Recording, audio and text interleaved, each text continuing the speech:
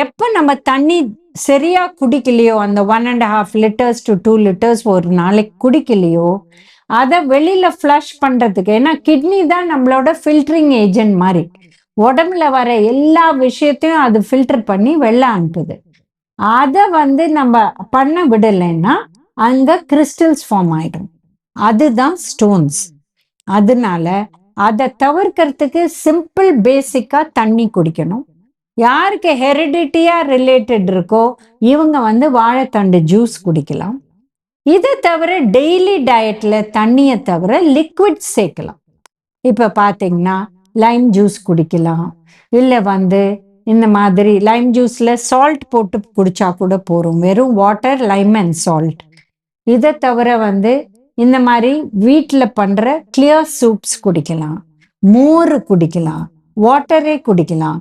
இல்ல வாட்டர்ல வெறும்ன கொஞ்சோண்டு இந்த சப்ஜா சீட்ஸ் அந்த மாதிரி போட்டுட்டு கொஞ்சமா ஏலப்பொடி, இல்ல உங்களுக்கு சாஃப்ரன், அதாவது குங்குமப்பூ, இதை போட்டு நீங்க லைம் புழிஞ்சு சால்ட் போட்டு குடிச்சீங்கன்னா இது கூட உங்களுக்கு நல்ல ஹைட்ரேஷன் அண்ட் நல்ல கூலிங் ஆல்சோ.